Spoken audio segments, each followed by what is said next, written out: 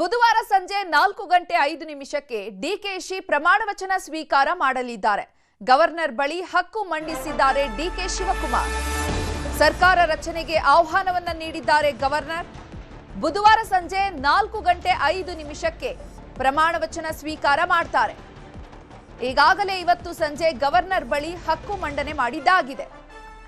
ಸರ್ಕಾರ ರಚನೆಯನ್ನ ಮಾಡಲಿಕ್ಕೆ ಗವರ್ನರ್ ಕೂಡ ಡಿಕೆ ಶಿವಕುಮಾರ್ ಅವರಿಗೆ ಆಹ್ವಾನವನ್ನ ನೀಡಿದ್ದಾರೆ. ಸಿಎಂ ಪಟ್ಟ ಕೈಗೂಡ್ತಾ ಇದ್ದಂತೆ ಅಜ್ಜಯ್ಯನ ಗದ್ದುಗೆಗೆ ಪೂಜೆಯನ್ನ ಸಲ್ಲಿಸಿದ್ದಾರೆ. ನಾಗರಬಾವಿಯ ಅಜ್ಜಯ್ಯನ ಶಾಖಾ ಮಠದಲ್ಲಿ ವಿಶೇಷ ಪೂಜೆ ಸಲ್ಲಿಸಲಾಗಿದೆ. ಅಜ್ಜಯ್ಯನ ಗದ್ದುಗೆಗೆ ಡಿಕೆ ಶಿವಕುಮಾರ್ ಕುಟುಂಬ ಸಮೇತರಾಗಿ ತೆರಳಿ ಪೂಜೆ ಸಲ್ಲಿಸಿದ್ದಾರೆ. ಬುಧವಾರ ಸಂಜೆ 4:05 ಡಿಕೆಶಿ ಪ್ರಮಾಣ ವಚನ ಸ್ವೀಕಾರ ಮಾಡ್ತಾರೆ. ಇವತ್ತು ಸಾಕಷ್ಟು ಬೆಳವಣಿಗೆ ನಡೆಯಿತು ರಾಜ್ಯ ರಾಜಕಾರಣದಲ್ಲಿ.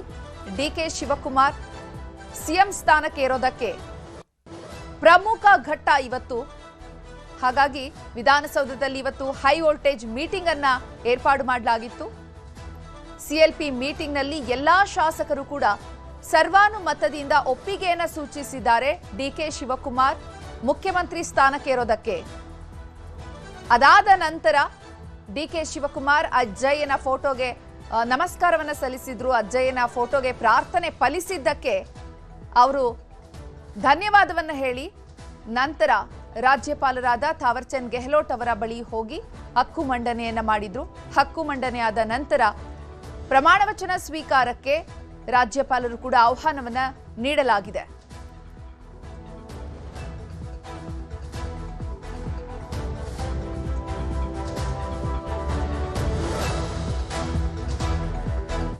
Suggested the name of D.K. Shivakumar, Deputy Chief Minister, as the leader of Congress Legislative Party. Siddaramaiah ji proposed the name of D.K. Shivakumar and Dr. Parameshwara seconded it. CLP again unanimously accepted the name moved by Siddaramaiah ji and seconded by Dr. Parameshwar. I would like to proudly announce that Karnataka Legislative Party unanimously elected D.K. Shivakumar as the leader of the Legislative Party of Karnataka Congress. Nagarbhavi ಬಳಿ ಇರುವಂತಹ ಅಜ್ಜಯ್ಯನ ಮಠಕ್ಕೆ DK Shivakumar ಕುಟುಂಬ ಸಮೇತ ಹೋಗಿ ಪೂಜೆ ಸಲ್ಲಿಸಿ ಬಂದಿದ್ದಾರೆ. ಅಜ್ಜಯ್ಯನ ಮೇಲೆ ಬಹಳಷ್ಟು ನಂಬಿಕೆಯನ್ನ ಇಟ್ಕೊಂಡಿದ್ದಾರೆ ಡಿಕೆ ಶಿವಕುಮಾರ್. ಸಾಕಷ್ಟು ದೇವಸ್ಥಾನಗಳಿಗೆ ಭೇಟಿಯನ್ನ ನೀಡಿ ಸಿಎಂ ಪಟ್ಟ ಸಿಗಬೇಕು ಅಂತ ಹೇಳಿ ಪ್ರಾರ್ಥನೆಯನ್ನ ಮಾಡ್ತಾ ಇದ್ರು. ಕೆಲಸ ಶ್ರಮ ಕೈಬಿಟ್ರು ಕೂಡ ಪ್ರಾರ್ಥನೆ ಫಲಿಸುತ್ತೆ ಅನ್ನೋದ್ರಲ್ಲಿ ಸಾಕಷ್ಟು ನಂಬಿಕೆಯನ್ನ ಇಟ್ಕೊಂಡಿದ್ರು. ಕರ್ನಾಟಕದ ರಾಜಕಾರಣದ ಅತ್ಯಂತ ಪ್ರಭಾವಿ ನಾಯಕ, ಟ್ರಬಲ್ ಶೂಟರ್ ಡಿಕೆ ಶಿವಕುಮಾರ್ ಮೇಲೆ ಹೈಕಮಾಂಡ್ ಸಾಕಷ್ಟು ನಂಬಿಕೆಯನ್ನ ಇಟ್ಟು ಕರ್ನಾಟಕದ ಜವಾಬ್ದಾರಿಯನ್ನ ಡಿಕೆಶಿ ಹೆಗಲಿಗೆ ವಹಿಸಿದ್ದಾರೆ. ಹೈಕಮಾಂಡ್ ನಾಯಕರು ಇವತ್ತು ರಾಜ್ಯ ಉಸ್ತುವಾರಿ ಸುರ್ಜೇವಾಲಾ ಇದ್ರು. ಎಲ್ಲರೂ ಕೂಡ ವಿಧಾನಸೌಧದಲ್ಲಿ ಸಿಎಲ್ಪಿ ಸಭೆಯನ್ನು ನಡೆಸಿ ಸರ್ವಾನುಮತದಿಂದ ಡಿಕೆಶಿಯನ್ನ ಆಯ್ಕೆ ಮಾಡಿದ್ದಾರೆ. ಇನ್ನು ಈ ಬಗ್ಗೆ ಹೆಚ್ಚಿನ ಮಾಹಿತಿಯನ್ನು ನೀಡ್ತಾರೆ ನಮ್ಮ ಪ್ರತಿನಿಧಿ ತಿಮ್ಮೇಗೌಡ.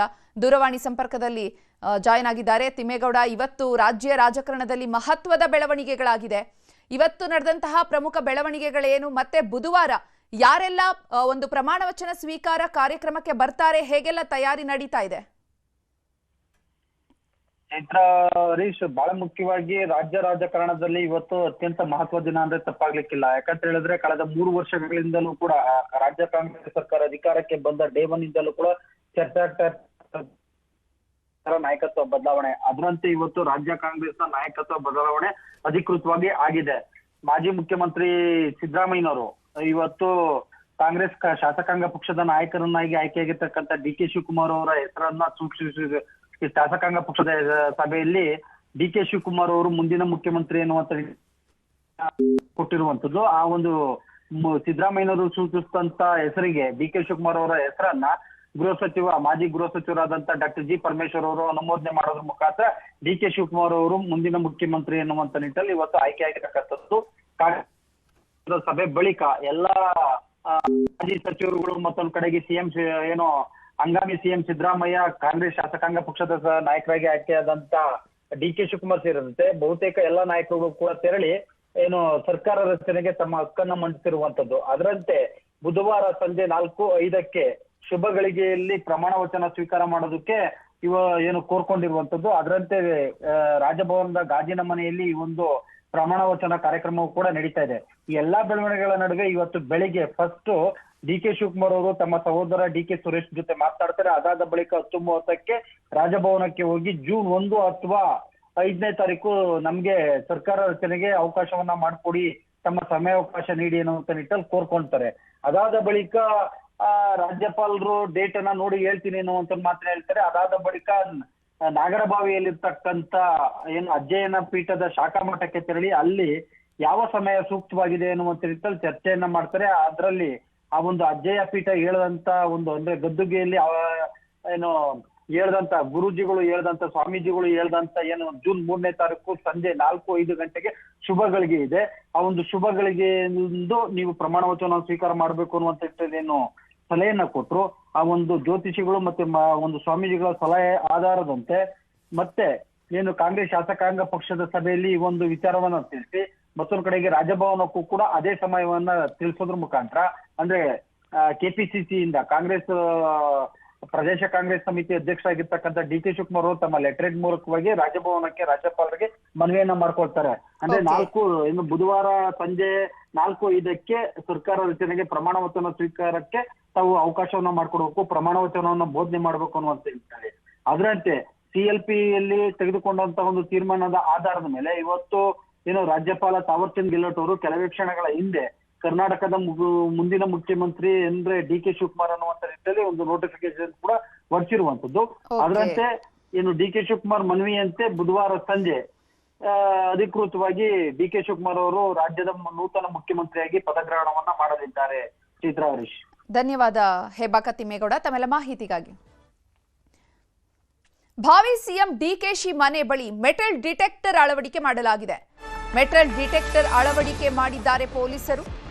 ಸದಾಶಿವನಗರದ ಡಿಕೆಶಿ ಮನೆ ಬಳಿ ಮೆಟಲ್ ಡಿಟೆಕ್ಟರ್ ಅಳವಡಿಸಿದ್ದಾರೆ.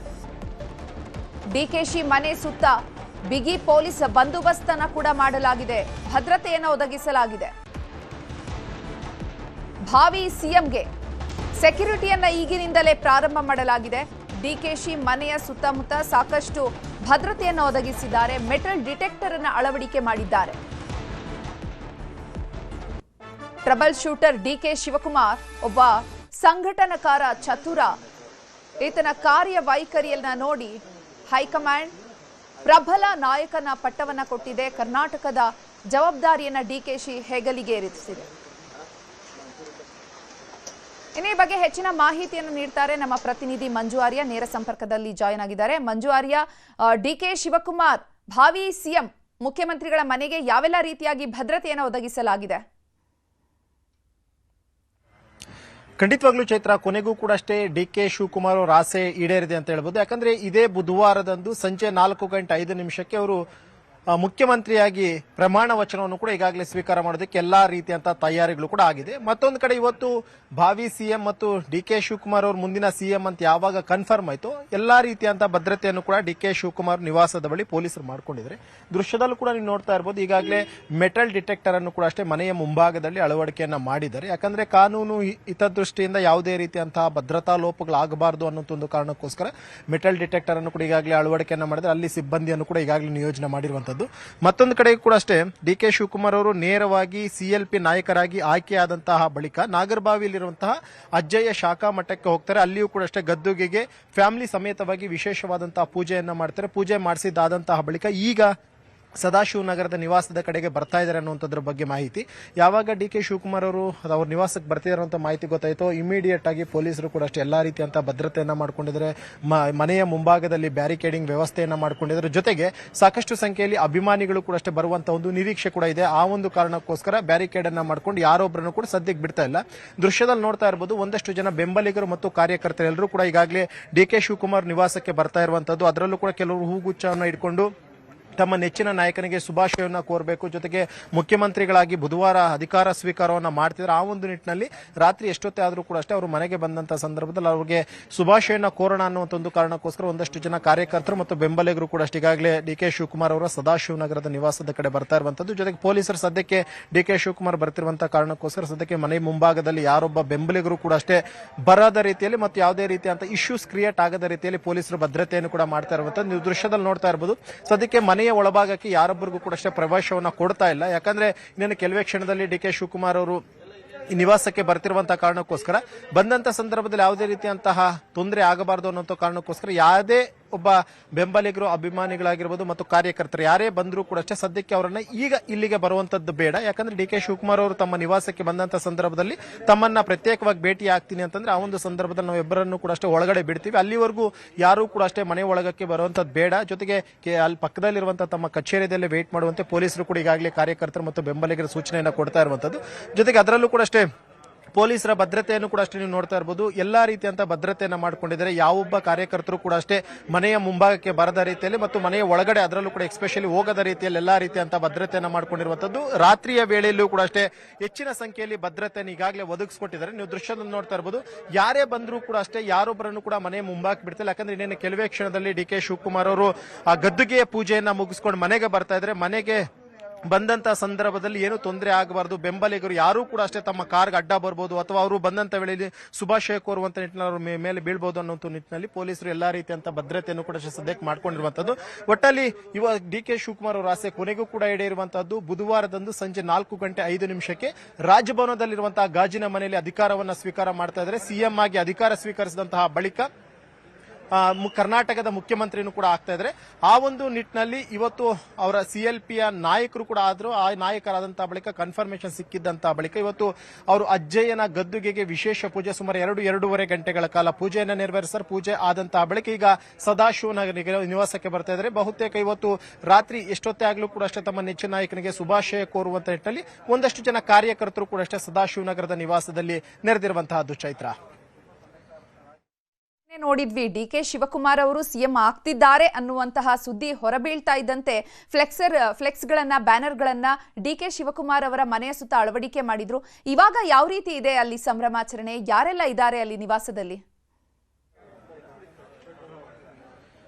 ಸದ್ಯಕ್ಕಂತೂ ಯಾವುದೇ ಸಂಭ್ರಮಾಚರಣೆಗೆ ಅವಕಾಶವನ್ನ ಪೊಲೀಸರು ಮಾಡಿಕೊಡ್ತಾ ಇಲ್ಲ. ಯಾಕಂದ್ರೆ ಮನೆ ಮುಂಭಾಗದಲ್ಲಿ ಬರಬಹುದು, ಪಟಾಕಿಯನ್ನ ಸಿಡಿಸಬಹುದು ಅನ್ನುವಂತ ಒಂದು ಕಾರಣಕ್ಕೋಸ್ಕರ ಡಿ.ಕೆ. ಶಿವಕುಮಾರ್ ಅವರು ಕೂಡ ಅಷ್ಟೇ ತುಂಬಾ ಸ್ಟ್ರಿಕ್ಟ್ ಆಗಿ ಹೇಳಿದ್ರು, ಮನೆಯ ಮುಂಭಾಗದಲ್ಲಿ ಯಾವುದೇ ರೀತಿಯಂತ ಸಂಭ್ರಮಾಚರಣೆಯನ್ನು ಮಾಡಿಸಬೇಡಿ. ಜೊತೆಗೆ ಯಾವುದೇ ರೀತಿಯಂತ ಪಟಾಕಿ ಹೊಡೆಯುವಂತದ್ದಾಗಿರ್ಬೋದು, ಘೋಷಣೆಗಳು ಕೂಗುವಂತದ್ದು, ಜೈಕಾರವನ್ನ ಹಾಕುವಂತದ್ದು, ಇದು ಯಾವುದೂ ಕೂಡ ಅಷ್ಟೇ ಮಾಡಿಸಬೇಡಿ ಅಂತಾನು ಕೂಡ ಪೊಲೀಸರಿಗೆ ಸ್ಟ್ರಿಕ್ಟ್ ಆದಂತ ಒಂದು ಸೂಚನೆಯನ್ನ ಕೊಟ್ಟಿದ್ರು. ಆ ಒಂದು ಕಾರಣಕ್ಕೋಸ್ಕರ ದೃಶ್ಯದಲ್ಲಿ ನೋಡ್ತಾ ಇರಬಹುದು, ಯಾವುದೇ ಕಾರ್ಯಕರ್ತರು ಬಂದರೂ ಕೂಡ ಅವರನ್ನ ಮನೆಯ ಮುಂಭಾಗಕ್ಕೆ ಬಿಡ್ತಾ ಇಲ್ಲ. ಬದಲಾಗಿ ಅವರನ್ನ ಅಲ್ಲೇ ತಡೆಯುವಂತ ಒಂದು ಕೆಲಸವನ್ನ ಮಾಡ್ತಿದ್ರೆ, ಒಂದ್ ವೇಳೆ ಏನಾದ್ರೂ ಅವ್ರು ಅಲ್ಲಿಗೂ ಕೂಡ ನಾವು ವೇಟ್ ಮಾಡ್ತೀವಿ ಅನ್ನಂಗಿದ್ರೆ ಇಲ್ಲಿ ಯಾರು ಕೂಡ ರೋಡ್ ಅಲ್ಲಿ ವೇಟ್ ಮಾಡಬೇಡ್ರಿ, ಬದಲಾಗಿ ನೀವು ಬೇಕಿದ್ರೆ ಅಲ್ಲೊಂದು ಆಫೀಸ್ ಇತ್ತು ಅಲ್ಲಿ ವೇಟ್ ಮಾಡಿ ಅಂತ ಹೇಳ್ತಿದ್ರೆ ನೀವು ದೃಶ್ಯದಲ್ಲಿ ನೋಡ್ತಾ ಇರಬಹುದು. ಇನ್ನೇನು ಡಿ.ಕೆ. ಶಿವಕುಮಾರ್ ಅವರು ಕೂಡ ಅಷ್ಟೇ ಈಗಾಗಲೇ ತಮ್ಮ ನಿವಾಸಕ್ಕೆ ಬರ್ತಾ ಇದ್ದಾರೆ. ಯಾಕಂದ್ರೆ ಡಿ.ಕೆ. ಶಿ ಅವರು ಸುಮಾರು 2-2.5 ಗಂಟೆಗಳ ಕಾಲ ಒಂದು ಗದ್ದುಗೆಗೆ ವಿಶೇಷ ಪೂಜೆಯನ್ನ ಮಾಡಿದ್ರು. ಪೂಜೆ ಆದಂತಹ ಬಳಿಕ ಈಗ ಸದಾಶಿವನಗರದ ನಿವಾಸಕ್ಕೆ ಬರ್ತಾರೆ. ನೀವು ದೃಶ್ಯದಲ್ಲಿ ನೋಡ್ತಾ ಇರಬಹುದು, ಡಿ.ಕೆ. ಶಿವಕುಮಾರ್ ಅವರು ಈಗಾಗಲೇ ಸದಾಶಿವನಗರದ ನಿವಾಸಕ್ಕೆ ಎಂಟ್ರಿ ಆದ್ರು. ಡಿ.ಕೆ. ಸುರೇಶ್ ಅವರು ಕೂಡ ಅಷ್ಟೇ ಡಿ.ಕೆ. ಶಿವಕುಮಾರ್ ಅವರ ಜೊತೆಯಲ್ಲೇ ಬಂದಿದ್ದಾರೆ. ಯಾಕಂದ್ರೆ ಇವರು ಇವತ್ತು ಸಿಎಲ್ಪಿ ನಾಯಕರಾಗಿ ಆಯ್ಕೆ ಆಗ್ತಾರೆ. ನಾಯಕರಾದಂತಹ ಬಳಿಕ ರಾಜಭವನಕ್ಕೆ ಹೋಗ್ತಾರೆ. ರಾಜಭವನಕ್ಕೆ ಹೋಗಿ ಅಲ್ಲಿ ಬುಧವಾರದಂದು ನಾನು ಸಿಎಂ ಆಗಿ ಅಧಿಕಾರ ಸ್ವೀಕಾರವನ್ನು ಮಾಡ್ತೀನಿ ಅಂತ ಒಂದು ಟೈಮ್ ತಗೊಳ್ತಾರೆ. ಟೈಮ್ ತಗೊಂಡಿದ್ದಾದಂತಹ ಬಳಿಕ ಒಂದು ವಿಶೇಷ ಪೂಜೆಯನ್ನ ಮಾಡಿಕೊಂಡು ಸದ್ಯಕ್ಕೀಗ ಸದಾಶಿವನಗರದಲ್ಲಿರುವಂತಹ ತಮ್ಮ ನಿವಾಸಕ್ಕೆ ಡಿ.ಕೆ. ಶಿವಕುಮಾರ್ ಅವರು ಬಂದರೆ, ಡಿ.ಕೆ. ಶಿವಕುಮಾರ್ ಬಂದಂತಹ ಬಳಿಕ ನೀವು ನೋಡ್ತಾ ಇರಬಹುದು ದೃಶ್ಯದಲ್ಲಿ ಸಾಕಷ್ಟು ಸಂಖ್ಯೆಯಲ್ಲಿ ಅಭಿಮಾನಿಗಳು ಕೂಡ ಈಗಾಗಲೇ ಗೇಟ್ನ ಮುಂಭಾಗದಲ್ಲಿ ಬಂದಿದ್ದಾರೆ. ನಮ್ಮನ್ನು ಒಳಗಡೆ ಬಿಡಿ ಅಂತಾನೂ ಕೂಡ ಕೇಳ್ತಿದ್ದಾರೆ. ಒಂದಷ್ಟು ಜನ ಕೈಯಲ್ಲಿ ಬೊಕ್ಕೆ ಹಿಡ್ಕೊಂಡು ಶುಭಾಶಯನ ಕೋರೋಣ, ಯಾಕಂದ್ರೆ ಮುಖ್ಯಮಂತ್ರಿಗಳಾಗಬೇಕು ಅನ್ನುವಂಥದ್ದು ಡಿ.ಕೆ. ಶಿವಕುಮಾರ್ ಅವ್ರ ಕನಸಾಗಿತ್ತು. ಅದು ನನಸಾಗುವಂತಹ ಸಂದರ್ಭ ಬಂದಿದೆ. ಆ ಒಂದು ಕಾರಣಕ್ಕೋಸ್ಕರ ಶುಭಾಶಯನ ಕೋರಬೇಕು ಅಂತ ಬಂದ್ರೆ ಡಿ.ಕೆ. ಶಿವಕುಮಾರ್ ಕೂಡ ಸದ್ಯಕ್ಕೆ ಹೊರಗಡೆ ಬಂದಿದ್ದಾರೆ. ತಮ್ಮ ಬೆಂಬಲಿಗರಿಗೆ ಏನು ಶುಭಾಶಯನ ಕೋರ್ಬೇಕು ಅಂತ ಬಂದಿದ್ರು, ಬೆಂಬಲಿಗರನ್ನ ಮೀಟ್ ಮಾಡುವಂತಹ ನಿಟ್ಟಿನಲ್ಲೂ ಕೂಡ ಅಷ್ಟೇ ಡಿ.ಕೆ. ಶಿವಕುಮಾರ್ ಅವರು ಹೊರಗಡೆ ಬಂದಿದ್ದಾರೆ. ನೀವು ದೃಶ್ಯದಲ್ಲಿ ನೋಡ್ತಾ ಇರಬಹುದು, ಎಲ್ಲರೂ ಕೂಡ ಈಗಾಗಲೇ ಘೋಷಣೆಗಳ ಕೂಗುವಂತ ಒಂದು ಕೆಲಸವನ್ನ ಮಾಡ್ತಿದ್ದಾರೆ. ಡಿ.ಕೆ. ಶಿವಕುಮಾರ್ ಅವರಿಗೆ ಜೈಕಾರವನ್ನ ಹಾಕ್ತಿದ್ದಾರೆ. ಅದರಲ್ಲೂ ಕೂಡ ಅಷ್ಟೇ ಒಂದಷ್ಟು ಜನ ನೋಡ್ತಾ ಇರಬಹುದು, ತಮ್ಮ ನೆಚ್ಚಿನ ನಾಯಕಿ ಬೊಕ್ಕೆ ಕೊಡುವಂತಹದ್ದು ಅವರಿಗೆ ಥ್ಯಾಂಕ್ಸ್ ಹೇಳುವಂತ ಒಂದು ಕೆಲಸವನ್ನ ಕೂಡ ಮಾಡೋದಕ್ಕೆ ಈಗಾಗಲೇ ಮುಂದಾಗಿರುವಂತದ್ದು. ನೀವು ಅಭಿಮಾನಿಗಳನ್ನ ನಿಯಂತ್ರಿಸುವಂತ ಒಂದು ಕೆಲಸವನ್ನ ಪೊಲೀಸರು ಕೂಡ ಮಾಡ್ತಾ ಇದ್ದಾರೆ. ನೀವು ದೃಶ್ಯದಲ್ಲಿ ನೋಡಬಹುದು ಯಾವ ರೀತಿಯಾಗಿ ಡಿ.ಕೆ. ಶಿವಕುಮಾರ್ ಅವರು ಬಂದಂತಹ ವೇಳೆಯಲ್ಲಿ ಅವರು ತಮ್ಮ ನೆಚ್ಚಿನ ನಾಯಕನಿಗೆ ಶುಭಾಶಯನ ಕೋರೋದಕ್ಕೆ ಬಂದಿದ್ದಾರೆ. ಜೊತೆಗೆ ಒಂದಷ್ಟು ಜನ ಸೆಲ್ಫಿಗಳು ತಗೊಳ್ಳೋದಕ್ಕೆ ಮುಂದಾಗ್ತಾ ಇರುವಂತದ್ದು. ಯಾಕಂದ್ರೆ ಡಿ.ಕೆ. ಶಿವಕುಮಾರ್ ಅವರು ಸಿಎಂ ಆಗ್ತಿರುವಂತಹ ಬೆನ್ನಲ್ಲಿ ಒಂದಷ್ಟು ಜನ ಬಂದಿದ್ದಾರೆ, ಶುಭಾಶಯವನ್ನ ಕೋರ್ತಿದ್ದಾರೆ, ಇನ್ನೊಂದಷ್ಟು ಜನ ಸೆಲ್ಫಿಗಳು ತಗೊಳ್ಳೋದಕ್ಕೆ ಮುಂದಾಗ್ತಾ ಇರುವಂತದ್ದು, ಫೋಟೋಗಳನ್ನ ತೆಗೆದುಕೊಳ್ಳೋಕೆ ಮುಂದಾಗ್ತಾ ಇರುವಂತದ್ದು ನೀವು ನೋಡ್ತಾ ಇರಬಹುದು. ಅವ್ರಿಗೆ ಶಾಲುವನ್ನ ಹಾಕುವಂತಹ ಮುಖಾಂತರವಾಗಿ ಅವ್ರಿಗೊಂದು ರೀತಿಯಂತ ಗೌರವವನ್ನ ಸಲ್ಲಿಸುವಂತ ಒಂದು ಕೆಲಸವನ್ನ ಅಭಿಮಾನಿಗಳು ಮಾಡ್ತಾ ಇದ್ದಾರೆ. ಜೈಕಾರಗಳನ್ನ ಹಾಕ್ತಾ ಇದ್ದಾರೆ. ತಮ್ಮ ನೆಚ್ಚಿನ ನಾಯಕ ಸಿಎಂ ಆಗ್ತಿದ್ದಾರೆ ಅಂತ ಹೇಳ್ಬಿಟ್ಟು ಅವರು ಜೈಕಾರ ಹಾಕುವಂತ ಬಹುತೇಕ ಡಿ.ಸಿ.ಎಂ ಆಗಿದ್ದಂತಹ ಡಿ.ಕೆ. ಶಿವಕುಮಾರ್ ಅವರು ಮಾತನಾಡಬಹುದು ಅಂತ ಅನ್ಕೊಂತೀವಿ. ಆದ್ರೆ ಅವರು ಮಾತನಾಡ್ತಾ ಇಲ್ಲ. ಎಗೇನ್ ವಾಪಸ್ ತಮ್ಮ ನಿವಾಸದ ಒಳಗಡೆ ಹೋಗ್ತಾ ಇದ್ದಾರೆ. ಯಾಕಂದ್ರೆ ಸುಮಾರು 106 ಜನ ಕಾರ್ಯಕರ್ತರು ಗಂಟೆಗಟ್ಟಲೆ ಕಾದಿದ್ರು. ಮಧ್ಯಾಹ್ನದಿಂದಲೂ ಕೂಡ ಅಷ್ಟೇ ಯಾವಾಗ ಕನ್ಫರ್ಮೇಶನ್ ಸಿಕ್ತು ಸಿಎಂ ಹಾಕ್ತಿದ್ದಾರೆ ಅಂತ ಹೇಳ್ಬಿಟ್ಟು ಅಲ್ಲಿಂದ ಇಲ್ಲಿವರೆಗೂ ಕೂಡ ಅಷ್ಟೇ ಕಾರ್ಯಕರ್ತರು 106 ಸಂಖ್ಯೆಯಲ್ಲಿ ಬಂದಿದ್ರು, ವೇಟ್ ಮಾಡ್ತಾ ಇದ್ರು. ಅದ್ರ ಎಲ್ಲೊಂದ್ ಕಡೆ ಅವರು ಇವತ್ತು ಮನೆಗೆ ಬಂದಂತಹ ಬಳಿಕ ನೇರವಾಗಿ ತಮ್ಮ ಕಾರ್ಯಕರ್ತರನ್ನ ಮಾತನಾಡಿಸುವಂತಹ ನಿಟ್ಟಿನಲ್ಲಿ ಹೊರಗಡೆ ಬರ್ತಾರೆ. ಸದ್ಯಕ್ಕೆ ಕಾರ್ಯಕರ್ತರು ಕೂಡ ಅಷ್ಟು ಈಗಾಗಲೇ ವಿಶ್ ಮಾಡಿದ್ದಾರೆ. ಸದ್ಯಕ್ಕೆ ಡಿ.ಕೆ. ಶಿವಕುಮಾರ್ ಅವರು ಮನೆಯ ಒಳಗಡೆ ಹೋಗ್ತಾ ಇರುವಂತದ್ದು. ಒಟ್ಟಿನಲ್ಲಿ ಇದು ಒಂದು power of the attraction centre ಅಂತಾನೆ ಹೇಳ್ಬೋದು. ಯಾಕಂದ್ರೆ ಇಷ್ಟು ದಿನ ಇದ್ದಂತಹ ಬೆಳವಣಿಗೆಗಳಿಗಿಂತ ಇವತ್ತಿನಿಂದ ಈ ಒಂದು ಡಿ.ಕೆ. ಶಿವಕುಮಾರ್ ಅವರ ಮನೆಯ ಮುಂಭಾಗದಲ್ಲಿ ಸಾಕಷ್ಟು ಬೆಳವಣಿಗೆಗಳಾಗ್ತದೆ. ನಾಳೆಯಿಂದ ಅಂತೂ ಕೂಡ ಸಾಲು ಸಾಲಾಗಿ ಶಾಸಕರು ಬರುವಂತಹ ಸಾಧ್ಯತೆ ಇರುವಂತದ್ದು. ಅದರಲ್ಲೂ ಒಂದಷ್ಟು ಜನ ಸಚಿವ ಆಕಾಂಕ್ಷಿಗಳಾಗಿದ್ದಾರೆ. ಅವರು ಕೂಡ ಅಷ್ಟೇ ನಾಳೆಯಿಂದ ಒಬ್ಬರಾದ್ಮೇಲೆ ಒಬ್ಬರು ಬಂದು ನಮ್ಮನ್ನೂ ಕೂಡ ಅಷ್ಟೇ ಸಚಿವರನ್ನಾಗಿ ಮಾಡಿ ಅನ್ನುವಂತ ಒಂದಷ್ಟು ಮನವಿಯ ಜೊತೆಗೆ ಬೇಡಿಕೆಗಳನ್ನಿರುವಂತಹ ಚಾನ್ಸಸ್ ಕೂಡ ಅಷ್ಟೇ ಇರುವಂತಹದ್ದು. ಚೈತ್ರ, ಧನ್ಯವಾದ ಮಂಜು ಆರ್ಯ ತಮ್ಮೆಲ್ಲ ಮಾಹಿತಿಗಾಗಿ. ಡಿ.ಕೆ. ಶಿವಕುಮಾರ್ಗೆ ಹಂಗಾಮಿ ಸಿಎಂ ಅಭಿನಂದನೆ ಸಲ್ಲಿಸಿದ್ದಾರೆ. ಎಕ್ಸ್ನಲ್ಲಿ ಪೋಸ್ಟ್ ಮಾಡುವುದರ ಮೂಲಕ ಅಭಿನಂದನೆಯನ್ನ ಸಲ್ಲಿಸಿದ್ದಾರೆ ಸಿದ್ದರಾಮಯ್ಯ. ರಾಜ್ಯದ 7 ಕೋಟಿ ಜನತೆ ನಿಮ್ಮ ಜೊತೆಯಲ್ಲಿ ಇರ್ತಾರೆ. ಕ್ರಿಯಾಶೀಲತೆ, ಸಂಘಟನಾ ಚಾತುರ್ಯ ಸಮೀಪದಿಂದ ನೋಡಿದ್ದೇನೆ. ಈ ರೀತಿಯಾಗಿ ಎಕ್ಸ್ನಲ್ಲಿ ಪೋಸ್ಟ್ ಮಾಡಿ ಅಭಿನಂದನೆಯನ್ನ ಸಲ್ಲಿಸಿದ್ದಾರೆ ಸಿದ್ದರಾಮಯ್ಯ. ಇದೆಲ್ಲದರ ಸದುಪಯೋಗ ರಾಜ್ಯದ ಜನತೆಗೆ ಆಗಲಿ ಅಂತ ಹೇಳಿದ್ದಾರೆ. ಡಿ.ಕೆ. ಶಿವಕುಮಾರ್ ಅವರ ಕ್ರಿಯಾಶೀಲತೆ, ಸಂಘಟನಾ ಚಾತುರ್ಯವನ್ನ ಸಿದ್ದರಾಮಯ್ಯ ಹೊಗಳಿದ್ದಾರೆ. ರಾಜ್ಯದ 7 ಕೋಟಿ ಜನತೆ ನಿಮ್ಮ ಜೊತೆಯಲ್ಲಿ ಇರ್ತಾರೆ ಎನ್ನುವಂತಹ ಭರವಸೆಯನ್ನ ತುಂಬಿದ್ದಾರೆ ಡಿ.ಕೆ. ಶಿವಕುಮಾರ್ ಅವರಿಗೆ. ಹೃತ್ಪೂರ್ವಕವಾಗಿ ಹಾರೈಸುತ್ತೇನೆ. ರಾಜ್ಯದ ಅಭಿವೃದ್ಧಿಯ ಬಂಡಿಯನ್ನ ಮುಂದಕ್ಕೆ ಎಳೆದೊಯ್ಯುವಂತಹ ಜವಾಬ್ದಾರಿ ನಿಮ್ಮ ಹೆಗಲ ಮೇಲಿದೆ. ಅದಕ್ಕೆ ಬೇಕಾಗಿರುವಂತಹ ಬದ್ಧತೆ, ಸಾಮರ್ಥ್ಯ ಮತ್ತು ಮುನ್ನೋಟ ನಿಮ್ಮಲ್ಲಿ ಇದೆ ಅನ್ನುವಂತಹ ನಂಬಿಕೆ ನಂದು. ಇಡೀ ದೇಶ ಇಂದು ಆರ್ಥಿಕ ಅಭದ್ರತೆಯಲ್ಲಿ ಭೀತಿಗೊಳಗಾಗಿರುವಂತಹ ಸ್ಥಿತಿಯಲ್ಲಿ ರಾಜ್ಯದ ಜನತೆ ಕೂಡ ಭವಿಷ್ಯದ ಬಗ್ಗೆ ಆತಂಕದಲ್ಲಿದ್ದಾರೆ. ಸಮರ್ಥ ಆಡಳಿತದ ಮೂಲಕ ಅವರಲ್ಲಿ ಭರವಸೆಯನ್ನ ಹುಟ್ಟಿಸುವುದರ ಜೊತೆಗೆ ರಾಜ್ಯವನ್ನ ಅಭಿವೃದ್ಧಿಯ ಪಥದಲ್ಲಿ ಮುನ್ನಡೆಸುವಂತಹ ಜವಾಬ್ದಾರಿ ನಿಮ್ಮ ಮೇಲಿದೆ ಅಂತ ಸುದೀರ್ಘವಾಗಿ ಪೋಸ್ಟ್ ಮಾಡಿದ್ದಾರೆ ಸಿದ್ದರಾಮಯ್ಯ. ಹಂಗಾಮಿ ಸಿಎಂ ಅಭಿನಂದನೆಯನ್ನ ಸಲ್ಲಿಸಿದ್ದಾರೆ. ಸಾಮಾಜಿಕ ಜಾಲತಾಣ ಎಕ್ಸ್ನಲ್ಲಿ ಪೋಸ್ಟ್ ಮಾಡೋದ್ರ ಮೂಲಕ ಶಿವಕುಮಾರ್ ಅವರಿಗೆ ಅಭಿನಂದನೆಯನ್ನ ಸಲ್ಲಿಸಿದ್ದಾರೆ ಸಿದ್ದರಾಮಯ್ಯ.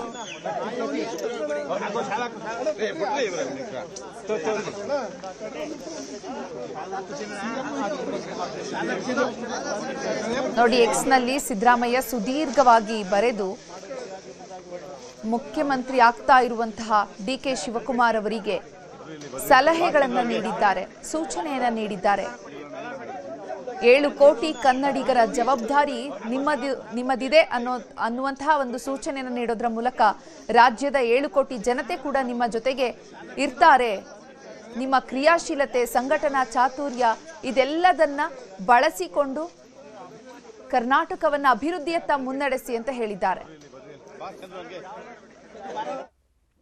ಕಾಂಗ್ರೆಸ್ ಶಾಸಕಾಂಗ ಪಕ್ಷದ ನಾಯಕರಾಗಿ ಡಿ.ಕೆ. ಶಿವಕುಮಾರ್ ಆಯ್ಕೆಯಾದ ಹಿನ್ನೆಲೆ ಹುಬ್ಬಳ್ಳಿಯಲ್ಲಿ ಅಭಿಮಾನಿಗಳು ವಿಜಯೋತ್ಸವ ಆಚರಿಸಿದ್ದಾರೆ. ಮಾಜಿ ಸಚಿವೆ ಲಕ್ಷ್ಮೀ ಹೆಬ್ಬಾಳ್ಕರ್ ಅಳಿಯ ರಜತ್ ಉಳ್ಳಾಗಡ್ಡಿ ಮಠ ನೇತೃತ್ವದಲ್ಲಿ ವಿಜಯೋತ್ಸವ ನಡೆದಿದೆ. ಹುಬ್ಬಳ್ಳಿಯ ಅಕ್ಷಯ ಪಾರ್ಕ್ ವೃತ್ತದಲ್ಲಿ ಡಿಕೆಶಿ ಫ್ಲೆಕ್ಸ್ಗಳಿಗೆ ಕ್ಷೀರಾಭಿಷೇಕವನ್ನ ಮಾಡಿ ಸಿಹಿ ಹಂಚಿ ಸಂಭ್ರಮಿಸಿದ್ದಾರೆ. ಡಿಕೆಶಿ ಪರ ಜಯಘೋಷ ಹಾಕಿ ಡಿಕೆಶಿ ಅಧಿಕಾರದ ಅವಧಿಯಲ್ಲಿ ರಾಜ್ಯ ಮತ್ತಷ್ಟು ಅಭಿವೃದ್ಧಿಯಾಗುತ್ತದೆ, ಡಿಕೆಶಿಗೆ ಶುಭವಾಗಲಿ ಅಂತ ಅಭಿಮಾನಿಗಳು ಹಾರೈಸಿದ್ದಾರೆ.